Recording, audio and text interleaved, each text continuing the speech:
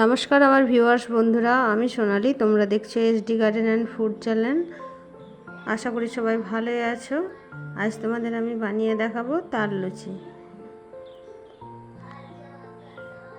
এই বছরের আমি এই প্রথম তাল লুচি বানাবো।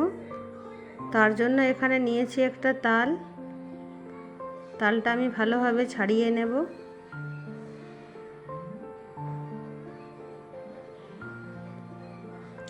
তাল লুচি খেতে সবারই ভালো লাগে। তাল দিয়ে আরও অনেক কিছুই বানানো যায়, সেগুলো আমি পরের ভিডিওতে শেয়ার করব। তালটা ঘষে এবার আমি তালটার শাঁস বের করে নেব।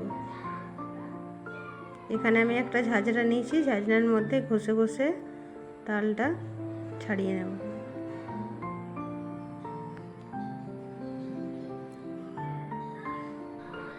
তালটা ঘষে ঘষে আমি সব তালেরই শাঁস বের করে নেব। কড়াই বসিয়ে দিয়েছি, কড়াইয়ের মধ্যে দিয়ে দিয়েছি কিছুটা পরিমাণে গুড়। এরপর আমি তালটা দিয়ে দেবো, দিয়ে কিছুক্ষণ ফুটিয়ে নেব। অনেক তাল তেতো থাকে, গুড় দিলে সেই তেতোটা লাগবে না, আর এটা দুদিন রাখাও যায়। এবার আমি এটা ঠান্ডা করতে দিয়ে দেব। লুচিটা আমি আটা দিয়েই বানাবো, তার জন্য এখানে নিয়ে নিচ্ছি 3 কাপ মতো আটা। এবার পরিমাণ মতো আমি নুন দিয়ে দিচ্ছি,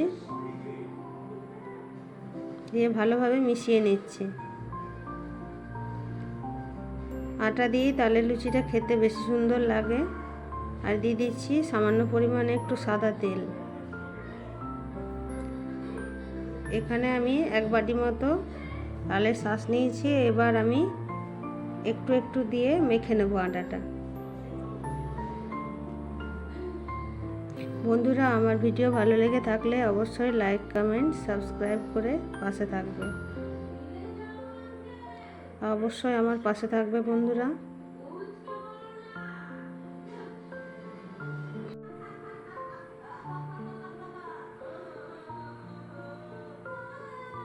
আটাটা আমি ভালোভাবে মেখে নিচ্ছি। আটাটা আমার সুন্দর মাখা হয়ে গেছে। এবার আমি লেচি কেটে নেব।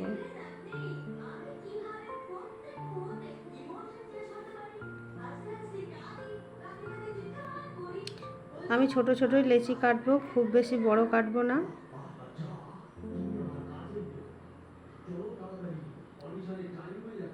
এভাবে অবশ্যই বানাবে। তালের লুচি চা দিয়ে বা অন্য কোনো সবজি দিয়েও খুব ভালোই লাগে খেতে। এখানে আমার সব লেচি কাটা হয়ে গেছে। কড়াইয়ে দিয়ে দিচ্ছি সাদা তেল।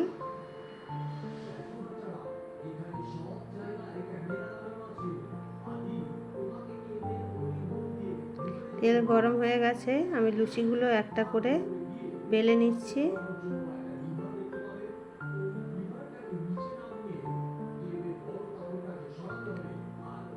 লুচিগুলো এবার আমি ছেঁকে নিচ্ছি।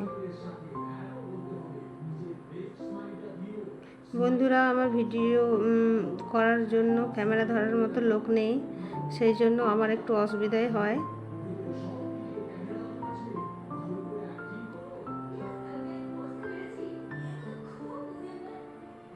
লুচিটা কত সুন্দর ফুলেছে। এবার আমি তুলে নিচ্ছি। আবারও আমি আরেকটা লুচি বানিয়ে দেখাচ্ছি।